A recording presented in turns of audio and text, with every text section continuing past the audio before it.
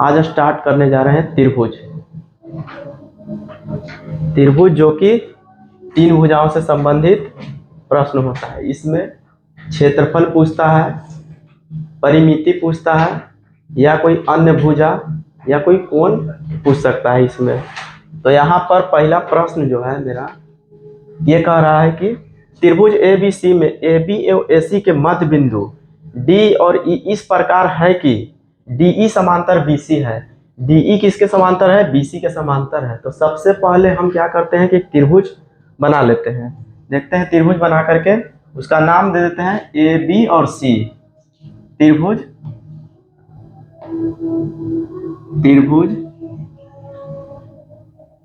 AB और C, AB और C। ABC यानी BC के समांतर कौन सा भुजा है?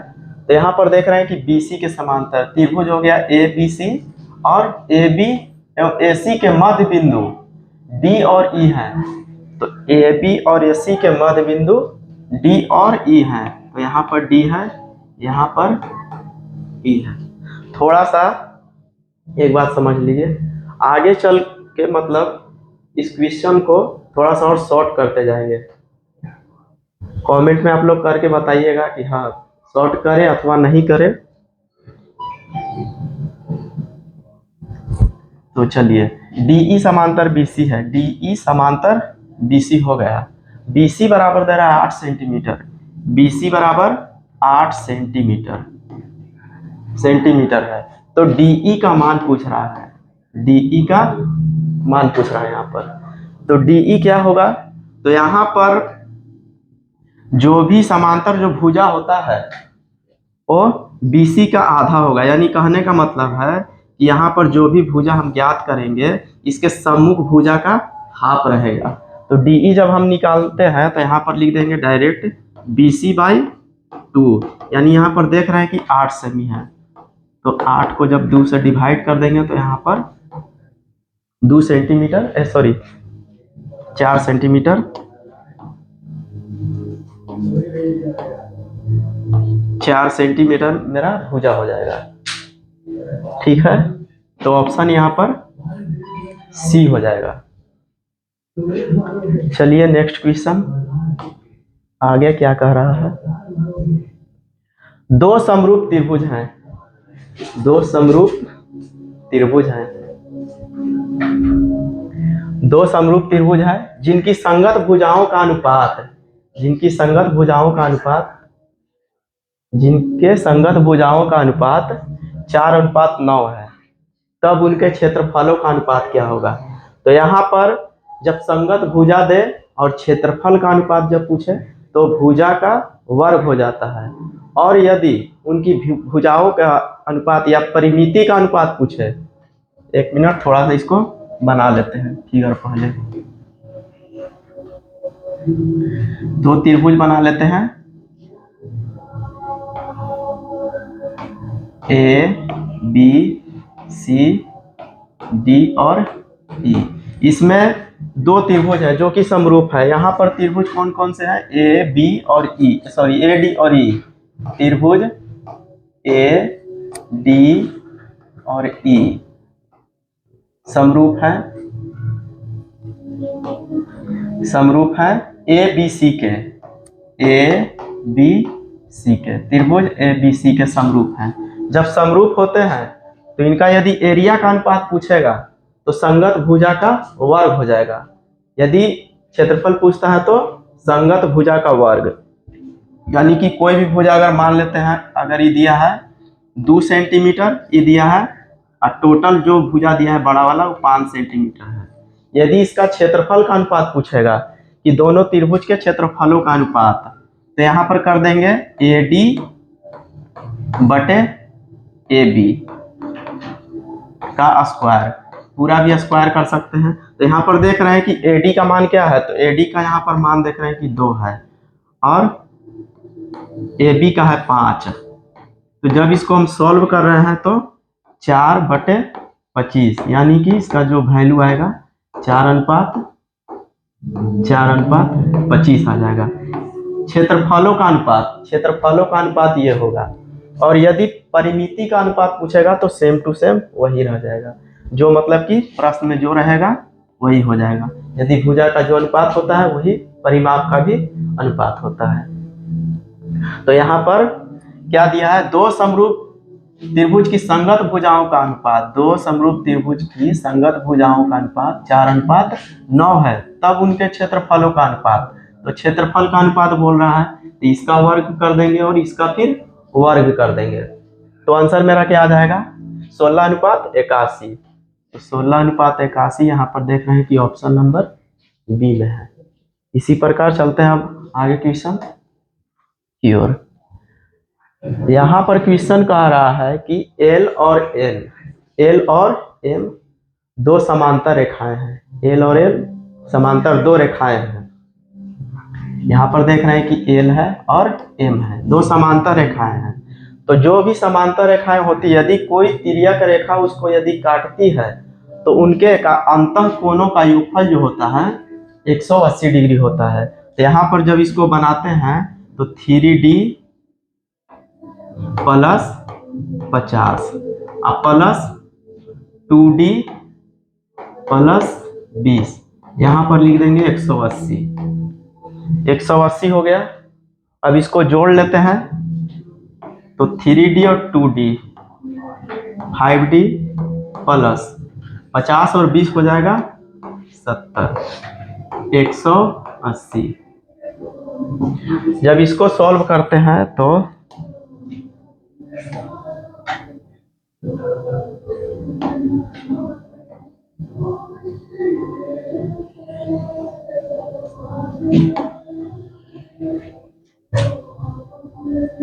जब इसको सॉल्व कर रहे हैं तो 5D बराबर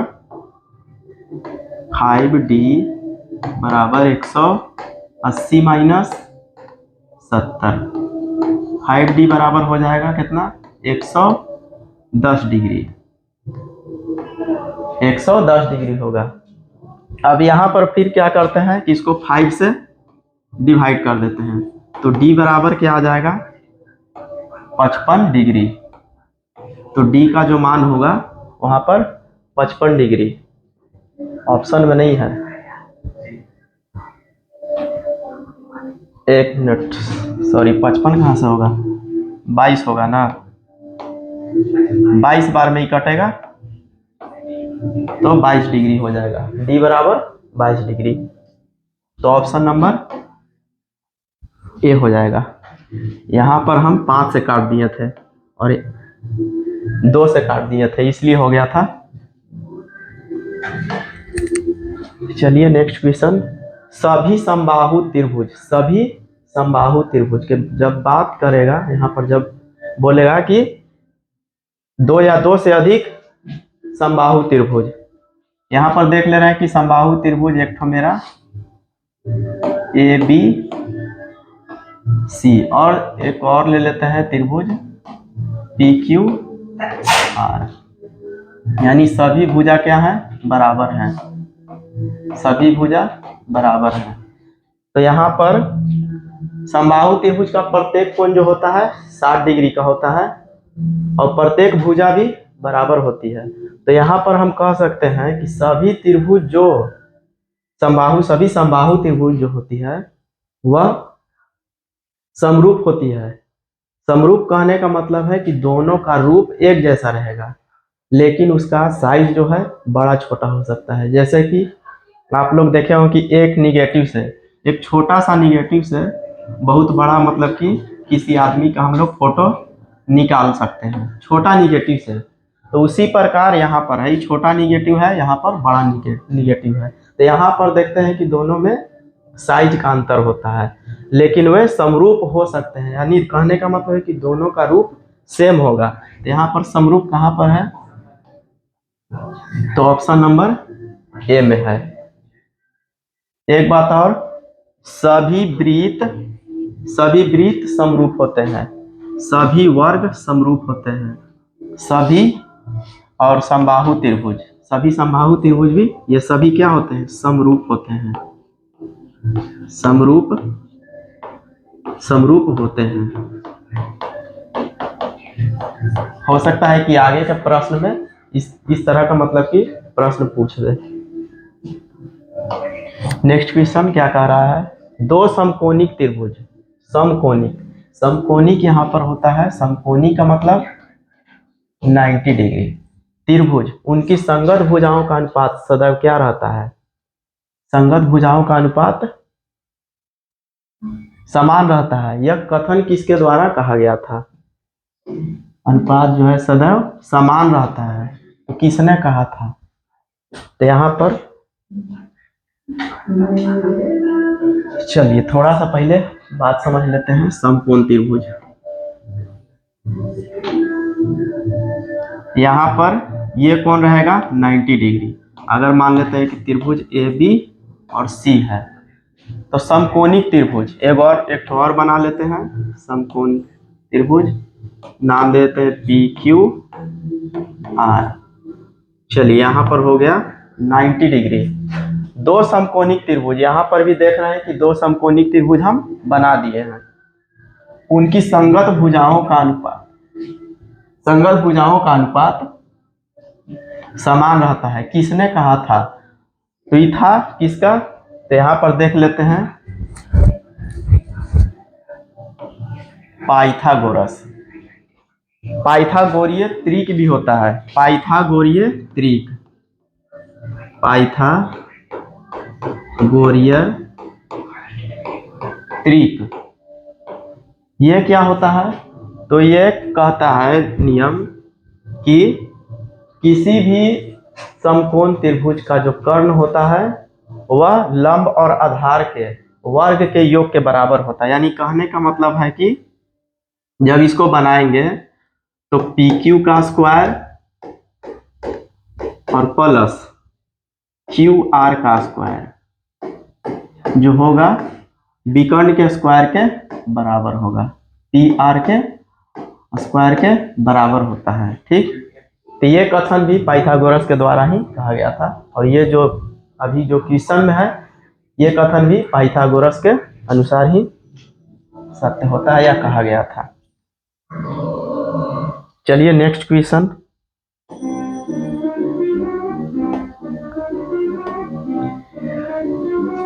कुछ त्रिभुज की भुजाएं निम्नलिखित है, कुछ त्रिभुज की भुजाएं निम्नलिखित हैं, इनमें से कौन सा त्रिभुज समकोण होगा। समकोण अभी तुरंत हम बता चुके हैं, तो यहाँ पर सबसे बड़ी भुजा को पकड़ लेंगे, यहाँ पर सबसे बड़ी भुजा इसमें क्या है, 11 है।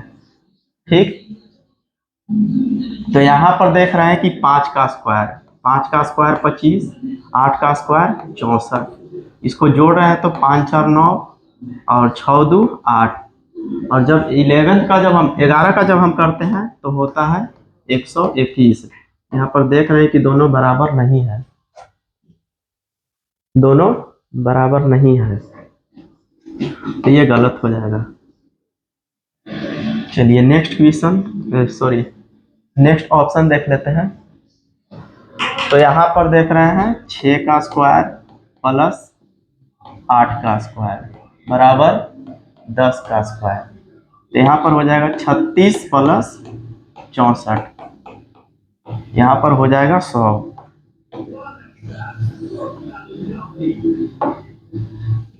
इधर भी कर रहे हैं तो 100 और उधर भी 100, तो ये देख रहे हैं कि ये सही हो रहा है। कुछ प्रमुख ट्रिपलेट होता है, उसको थोड़ा सा आप लोग ध्यान में रखिएगा, लिख देते हैं उसको।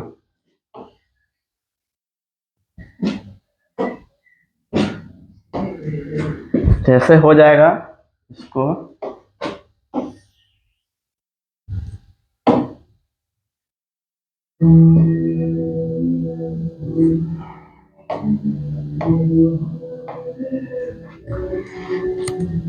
तीन 4 5, इसी का मल्टीपल भी होगा, इसी का हाफ भी कहीं कहीं पर देगा। तो यहाँ पर देख रहे हैं कि जो हमें यहाँ पर जो क्वेश्चन में मिला है इसी का मल्टीपल था, यानी कहने का मतलब जब इसको हम 2 से गुना करेंगे, इसको 2 से गुना करेंगे, इसको 2 से गुना करेंगे, तो यहाँ पर हमको मिल जा रहा है 6 8 और 10। तो ये एक प्रकार का पाइथागोरियन त्रिक से संबंधित अंक है। फिर उसके बाद होता है 5 12 और 13। ठीक, इसके बाद हो जाता है 5 12 13। इसी के गुणज में भी दे सकता है। चलिए आगे फिर बताएंगे।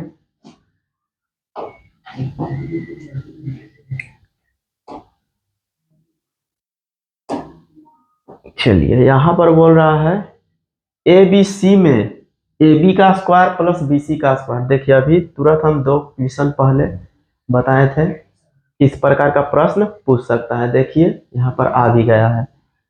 तो ए बी का स्क्वायर प्लस बी सी का स्क्वायर बराबर ए सी का स्क्वायर। यहाँ पर बोल रहा है कि ए बी बराबर ए सी है, तो कौन सी का मान क्या होगा। तो बना लेते हैं ए बी सी।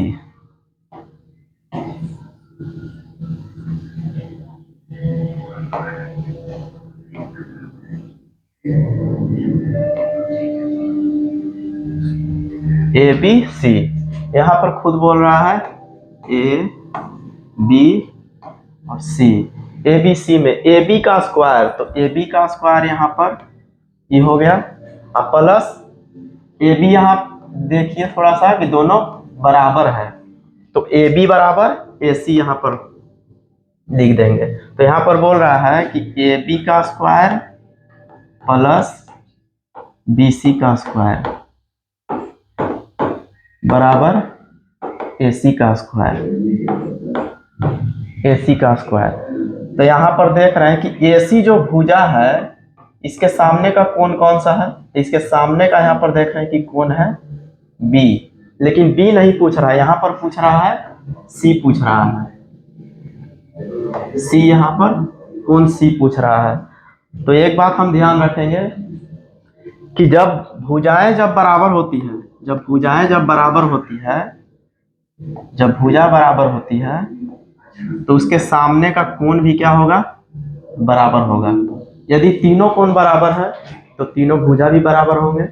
यदि 2 कोण बराबर है तो दोनों भुजा भी बराबर होंगे। और यदि तीनों कोण यदि बराबर नहीं है तो तीनों भुजाएं बराबर नहीं होंगी। चलिए तो यहाँ पर क्या हो जाएगा मेरा आंसर, तो आंसर हो जाएगा 45। थोड़ा सा देख लेते हैं। यहाँ पर बोल रहा है कि दोनों भुजा बराबर है, इस सिंगल ही 90 डिग्री हो जाता है। तो 180 माइनस 90, क्योंकि ये तो 90 होता है, यहाँ पर 90 बचेगा। और ये दोनों बराबर होते हैं भुजा, तो दोनों कोण भी क्या होंगे, बराबर होंगे। अगर यह x डिग्री है तो ये भी x डिग्री होगा। तो ये जब यहाँ पर जोड़ है तो x और x 2x हो जाएगा। तो 2 से जब इसको हम भाग देंगे तो 45 डिग्री। तो ऑप्शन सी में हो जाएगा।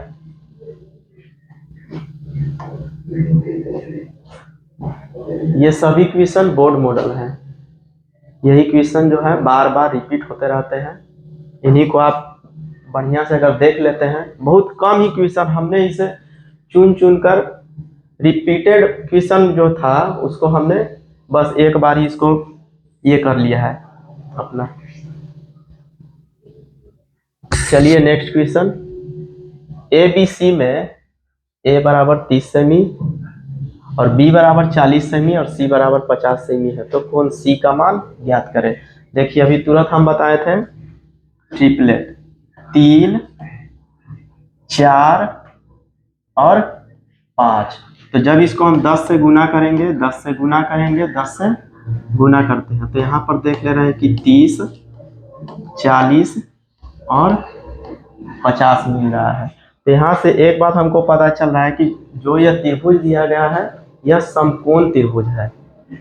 तो समकोण त्रिभुज है तो कौन सी के बारे में पूछ रहा है, कौन सी का मान क्या होगा।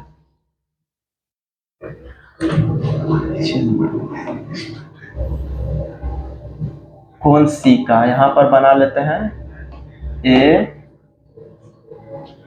एक मिनट। ए बराबर 30 सेंटीमीटर, बी बराबर 40 सेंटीमीटर और सी बराबर 50 सेंटीमीटर है, तो कौन सी बराबर क्या होगा, कौन सी। तो ए बी देख लेते हैं कि 30 है और फिर बी 40 है और फिर ये 50 है। तो यहाँ पर देख रहे हैं कि सबसे बड़ी भुजा का सम्मुख कोण, सबसे बड़ी भुजा का सम्मुख कोण क्या हो जाएगा, यहाँ पर हो जाएगा 90 डिग्री। तो सी जो मेरा कोण हो जाएगा वो हो जाएगा 40 डिग्री। चलिए आगे बढ़ते हैं थोड़ा।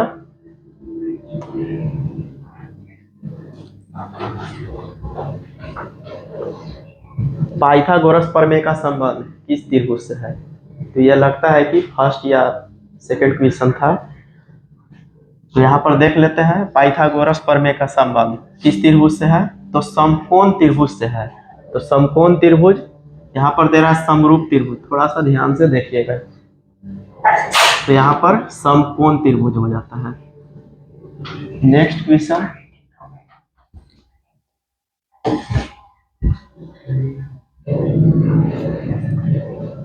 नेक्स्ट क्वेश्चन क्या कह रहा है,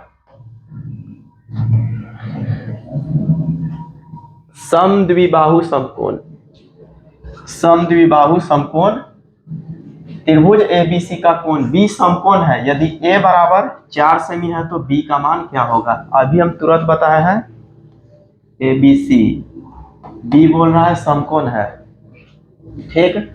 और फिर क्या दिया है, ए बराबर 4 सेंटीमीटर, 4 सेंटीमीटर है तो 2 गो भुजा बच गया। अगर यहाँ 4 है तो यहाँ 3 होगा, क्योंकि 3 4 5 का पेयर बनता है और ये 5 हो जाएगा।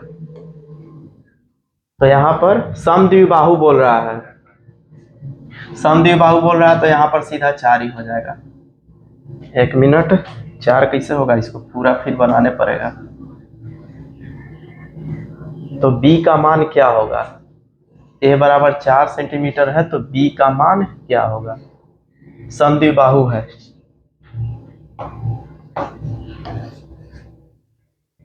चार सेंटीमीटर उससे नहीं है, यहाँ पर समद्विबाहु है तो ये दोनों भुजा बराबर होगा। तो बड़ी भुजा क्या हो जाएगा, जब इसको हम बनाते हैं तो ए बी का स्क्वायर प्लस बी सी का स्क्वायर, ए बी का स्क्वायर प्लस बी सी का स्क्वायर। तो यहाँ पर हो जाएगा, थोड़ा सा इसको ऊपर कर देते हैं, चलिए। ए बी का स्क्वायर प्लस बी सी का स्क्वायर बराबर ए सी का स्क्वायर। विकर्ण यहाँ पर पूछ रहा है, तो ए बी देख रहे हैं कि 4 है प्लस 4 है, ए सी यहाँ पर छोड़ देते हैं, 16 प्लस 16 हो जाएगा। जब इसको ऐड करेंगे तो 16 गुने 2, तो यहाँ पर 4√2, 4√2 हो जाएगा। तो ऑप्शन नंबर कहाँ पर है, तो ऑप्शन नंबर डी में है। चलिए नेक्स्ट, यही मेरा लास्ट क्वेश्चन था। इसके बाद आगे का क्वेश्चन फिर अगले क्लास में होगा।